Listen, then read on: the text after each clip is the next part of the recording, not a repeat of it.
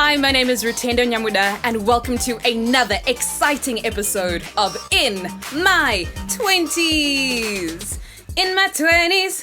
So on today's episode of the In My 20s podcast, we speak to someone who works for a company that sees her, that recognizes her, and wants to lift her up to better heights. So welcoming herself onto the In My 20s podcast and into the In My 20s family, here she is. Alrighty, my name is Mpho Manyisa. I'm a 25-year-old woman who's passionate about other women. I'm a marketing consultant at Discovery, and I love everything that has to do with women in Africa. Now, on every episode of the In My 20s podcast, my guests always come through with these incredible mind moments or gem moments, and this is just one of them. I realized that there are different important things in my life, and I need to start taking care of myself as much as I do so for my career and the goals I have for my career and where I want to go. Because if I don't take care of myself, who will at the end of the day? The In My 20s podcast is split up into 3 sections.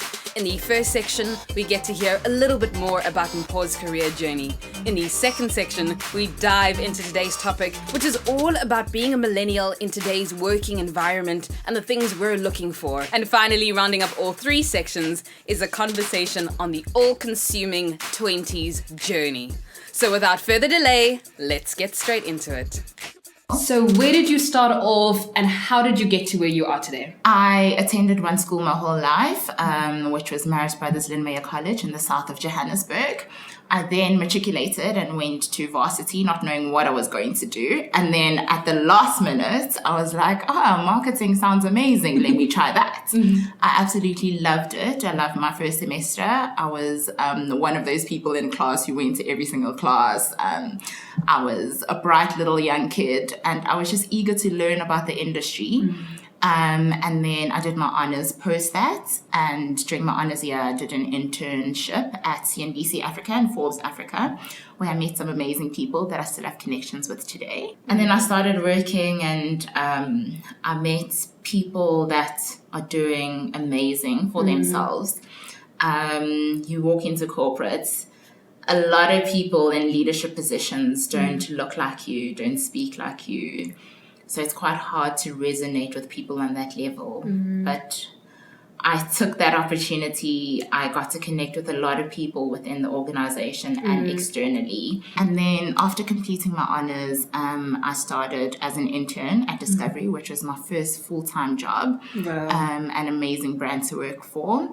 And it was something that I didn't have to second guess or sleep on. I was like, I'm going to work there. Started as an intern. 6 months later, I was given permanent as a marketing assistant. And then last year, October, I was promoted to marketing consultant. And I currently work in sponsorship marketing team for group marketing at Discovery. So what's very interesting and fascinating is you work in a space where holistic lifestyle elements is very important. Yes. And even as a 20-something-year-old, I think we think a lot of the times that we don't have to look after our health, or we don't have to look after our mental health or our physical health or our work environment health. But the space you work in is kind of like holistic. It needs to be like this 360 approach.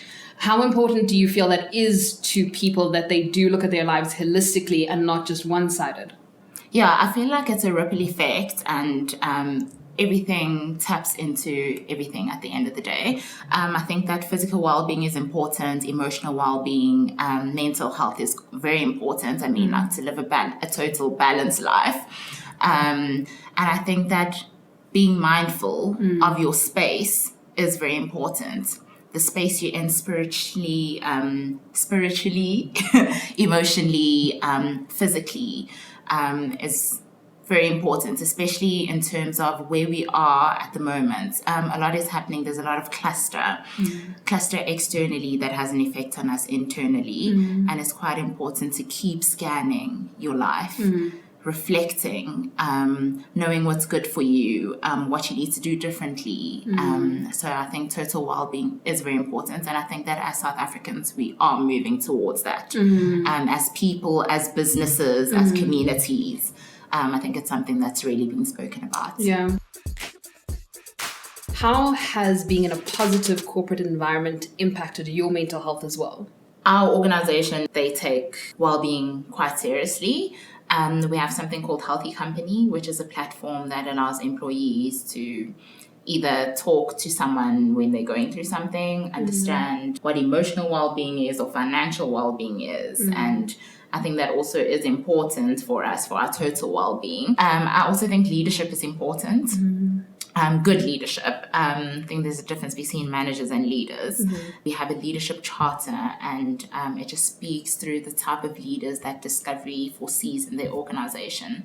Their approach to not only work, but personal life and outside of work is quite agile. They understand it's proactive. They understand that you're a human being at the end of the day. We should look at work, but we should also look at what other people are going through. Sure, I'm just thinking everyone in the media industry who's probably going to listen to this podcast are like, what? That exists? Because, I mean, honestly speaking, we don't have that. We don't have that, and I don't think a lot of companies do focus on that.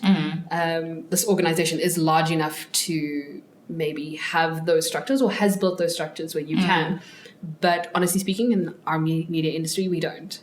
We don't have success chartered panels where you're like, I can't learn from my manager. I'm actually now on the same level as my manager. That's a problem.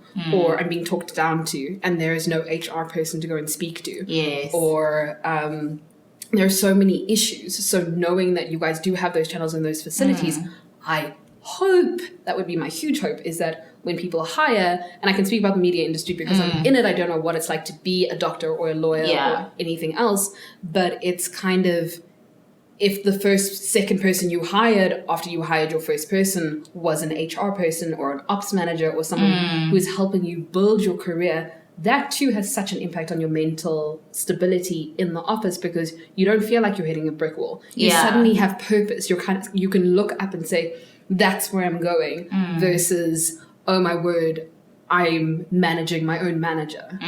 Human capital is tremendously important to the organization. They take pride in their employees' total well-being. I mean, if you look at the building, we have a gym, we have a running track, we have a clicks downstairs if you need to get medication on the go. And something that you mentioned, which I think is so fundamental, is even as businesses. So even having employers realize and acknowledge that their employees are not robots. We're not just 9 to 5, I do, but that our various elements of who we are, our humanity is important. So again, with you working in this in the space where lifestyle well-being is promoted, and I think that is so important and so key for even other companies to say, look, how are my employees doing? What are the employee benefits? Do we give them medical aid? Do we give them time off? If there's been a death in their family, how much time do we give them and not just expecting them to go and come back? I remember one of my friends had tweeted a post saying someone was in hospital with a broken leg and their boss had responded to say, oh, but did you get the brief done? And it's like, dude, leg I'm in broken, hospital. leg, instead of like, are you okay? They just ask, where is the work? Or working overtime or weekends. Especially it's seen a lot in the media industry and maybe not so much in corporate, where they expect you to work overtime. They say, do you remember what industry you're in? I think it's also similar in corporate. When I started, I was literally a robot. Our logo has a chevron. I used to be called the little chevron because I was like the little robot in the team. And then I hit 25 and I just went through this change in my life where I was like, there are different aspects in my life that I need to take care of before chasing my career, which is really important to me. I'm a very independent young Black woman. I feel like I'm at a stage where opportunities for Black women are just out there and we need to grasp them and do the best we can. And that's the mentality I came into corporate with. And when I hit 25, it was like literally a quarter life crisis. I realized that there are different important things in my life and I need to start taking care of myself as much as I do so for my career and the goals I have for my career and where I want to go. Because if I don't take care of myself, who will at the end of the day? So one of the things that you've mentioned, which I love, is your passion for women empowerment and for female leadership and female leaders. Yes. But I think that there are kind of a select few women, even in African diaspora, that we keep kind of, looking at, and we're like, it's them, when sometimes it's among us and ourselves, even in our 20s, even in our 30s. But again, what I mentioned about that time period where it's just like, oh my word, in 20 years, I see myself here. It's kind of like, why can't we do that now? So I really feel that success has no age. I think if you're really determined and you really know yourself and where you want to go, you're able to achieve that.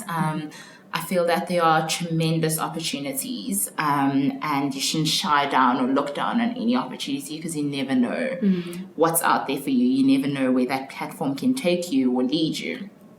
Working in my space, I've learned that you should never undermine people. You never know who the next person is. You go to an event, you go to one of our cocktail dinners, and the average Joe could be the CEO of a tech company that's doing the most in Africa.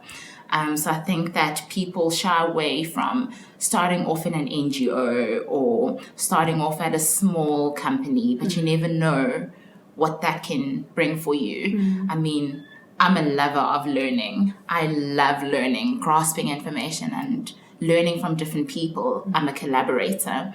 And I feel that if you have the hunger and if you want to achieve something, you will make it possible. We're in an age where everything is online. You have access to so many things. Digital media has brought us even closer, globally, socially. And if the time's not now, when is it? And if you don't do it for yourself, then who will? And what are some of the things that I think you do in your life and in your career to make sure that you're always in a space? But what are some of the practices that you do? Cool. So I'm a very early morning person. I think everyone in my life knows this. I'm that girl that wakes up at 4 every single day. I start my morning by reflecting, which I think is really important. I take 20 minutes to just look back on whether it's my week, a challenge I faced, what I want to achieve this week, this month. I just reflect and I write down literally everything that takes place in my day. So I journal a lot. I have a diary where the first thing I write on top is what my mood was for that day, and I literally tally it up every Sunday.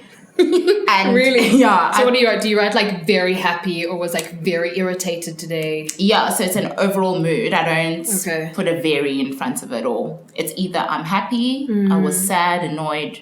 I tally it up and I was like, was this a great week? Why wasn't it a great week? How can I do it better for the next week? I'm also reading a book by Robin Sharma called The 5 a.m. Club. Ooh, hit me. It's literally the 5 a.m. Club.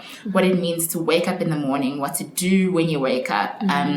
I feel that I used to wake up at like 7 and there was just so much clutter. Yeah. From when you get up, you are just rushing. Yeah. You get into your car or into the bus, the train. There's so many people around you. It's just clutter everywhere. You get into the office and it's just clutter. Everyone's going everywhere. Yes. You're getting coffee, whatever. And I literally get to work at 6:30. Yeah. It's so quiet. I get to write down my to-do list, clear my mind. It's so quiet. And I just get to reflect and just review my state of mind before actually tackling the day. And I feel some days like I wake up late and then I get to work, but I just feel that how you start your day is very important. Yeah. And when I do start it late, it's just not a great day for me. So I really think it's important to take control of your mornings. Yeah. What time do you usually work? It depends on the day. Okay. On a good day, maybe 6:30. Okay. So I do a 6:30 to 6:30. Okay. Kind of day. I love how you said it with like such joy. 6 to 6:30. Wow. I know. Okay. Hectic. But you're loving every moment of your job. Yes, I am. You don't feel like there's fatigue, because what the fear could be is that with some people is that you're working these long hours, but mentally you're not there. Yeah. So, I mean, during the day, do you take breaks? What do you do? How do you keep yourself motivated and stimulated from 6:30 to 6:30? Definitely. So we work in a huge office, so you normally don't get sunlight, and I love the sun. So I normally go to the roof and I just get a 10-minute breather. I've also stopped desk eating, and that's very bad. So a colleague of mine, we go up to the roof, take our lunch, get the sun in, have some food, relax, and just talk about everything non-work related. So I think it is very important to just get out of that working environment, although you're still at work, and just take some time off and come back. I think it's good for the mind, the body as well. You need some vitamin D for your skin. Yes. Some fresh air. Not that I would promote smoking ever, especially because we're talking about health and wellness, but I've always found it so fascinating, smokers' breaks. Because I feel like they're the most productive people in the office, not because they smoke, but because they take a break. Yes. Because we don't. We sit at our desks from 8 until maybe lunchtime. Yeah. Then we take a break, and usually we're complaining about work anyway. So I love the fact that you said you don't talk about anything work related. Yeah. Then we come back and we work. So by after lunchtime, you've hit the itis has hit hard. Yeah. You're mentally not even there, and you're just watching the clock to leave the office. But if you're taking a frequent break, like the smokers, it's like every hour on the hour you're kind of like, oh, I'm going outside, fresh air, and you come back and you're just like a little bit more motivated. Yes. So I love that. I love the fact that you take breaks. I agree with you completely. So maybe we don't have a smoker's break, but maybe they need like a meditation break or a drinker's break. Maybe not a drinker's break. Imagine, where are you going? Drinker's break. That would be amazing. That would be so funny. You are smack bang in the middle of your 20s right now. You are 25. How would you describe your 20s? Oh, my 20s journey, geez. Starting as a 20-year-old, I was all over the show. Literally, I was going with the wind. Just going. And then one day, my mom sat me down and I don't know what happened. Something really bad happened. I don't know. Me and my friends, because I used to live by myself when I was in varsity.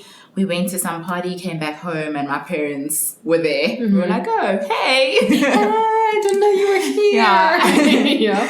And then my mom sat me down and was just like, if you don't find yourself, life is going to find you. That really hit home, and it made me realize that I've been given so many opportunities. My parents and a lot of people have provided me these opportunities that not everyone gets access to. And I shouldn't let it go. I should grasp every single opportunity that I'm given and make the most of it. Have you ever gone through the quarter life crisis? Are you currently going through the quarter life crisis? I definitely went through the quarter life crisis. I don't think I am anymore. Okay. I think I found my life. I pulled myself towards myself. Wow. All in 25, hey? Yes. It's like it touched you and you're just like, no, not me. Yeah, not today. So what was your crisis and how did you overcome it? You reach 25, you're just like, what am I doing? Where am I going? What have I achieved? Just asking yourself these questions that you don't have the answers to at that moment in time. And I realized at 25, one important thing that I think that will get me through life is it's okay to fail. It's okay not to get that promotion at the time that you thought you deserved it, but you didn't actually receive it. It's actually okay. I also found that finding my purpose and what's important for me was quite important. I think I was just doing to do, as I said previously. Didn't really have not necessarily an end goal, but what am I actually living for? And in 2019, I was just involved in so many things that were close to my heart. And I actually realized that there is something out there for me and I actually can live my passion. Not saying that I'm not at the moment. I enjoy my job and I love my job. But I realized that my job's not the only thing about me. I have other dreams, other goals. And yeah, 25 was amazing for me. At first it was scary, but I'm glad I went through that. The grass is always greener. Won't say always, but it's sometimes greener. They say the grass is greener where you water it. Put some water. Put some water. You've spoken about how it's okay to fail. And I think sometimes in our 20s, we go through life thinking we're going to succeed, we're going to succeed, we're going to succeed. But we don't often, I think, mentally prepare ourselves to say we're going to fail. I mean, it's a fact. We're going to fail. At some point in your life, you're going to fail at something. You're going to fail badly. Yeah. You're going to cry yourself to sleep at night for like a good couple of nights. But then you're going to come out of it and you're going to overcome it. Yeah. But it's that knowing we're going to fail, I think we tell ourselves we're not going to fail. It could never be me. Yeah. I'm never going to be bankrupt or poor or broke or in debt. Yeah. And then you do and you're just like, oh my word, I'm shook. But if you knew it was going to happen, I mean, it's still going to hurt, but you're just going to be maybe a little less shook. Yeah, little less shook. Yeah, I think it's okay to fail. Yeah. One of my biggest, I won't say failures, but mistakes that I've ever done that I will never forget. So I came in as an intern and I was doing comms for one of our events. Yeah. And I put on the comms, I think it was like, you can get up to 13,000 vitality points and not 1,300. And we had 1,000 people calling in to say, we want our 13,000 vitality points. Wow. And literally business was on my case. From then on, my attention to detail, not only in work, just in everything. I do not make a spelling mistake or anything just from that incident, just from making that mistake. My boss was furious at me. And I just wanted to cry myself. I was like, oh my gosh. But it really, I learned so much from that. Like, I double check everything. I triple check everything. I think failure helps you refine your craft. Yeah. And the positivity from it. It's kind of, you need to look at it as a learning lesson. Yes. And not as failure. Failure, yeah. You're in the middle of your 20s. You've obviously lived out 25 and you've got another 25 to go until you hit the big 3-0. But what advice do you have overall for people in their 20s? Being in your 20s, very interesting to be in your 20s. I mean, it's the start of an amazing journey, a lot to learn. I think it's important to learn about yourself first, know what makes you happy, know what it is you want to get out of life. In your 20s, you can do so much. I mean, it's the foundation of where you can take yourself. I also think knowing yourself and finding your purpose. What is it that you want to do in this world? What must people remember you for? And I think 20s is the time to learn, make mistakes, fail, learn from your failures, meet new people, network. Thank you so much, Mpho, for coming on to today's episode of the In My 20s podcast and sharing your experience in the corporate environment, in the corporate world. You have no idea how many times I've been in conversations with friends and we're talking about managers and leaders and working for companies that actually see us and want to uplift us. So this was such an eye-opening discussion to say or to see that there are companies like that. And while some of us might not know the weight that a manager or a leader might carry within the organization, I do believe that there are things that you can do if you are in a position of leadership or management that you can train yourself, that companies also need to train you as a manager or a leader so you know not just how to do your job, but how to manage people who are below you. How do you uplift people? How do you motivate people?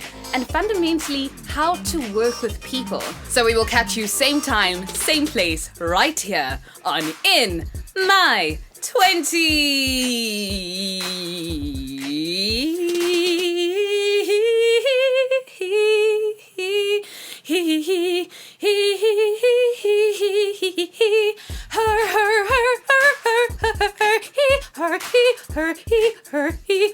In my 20s.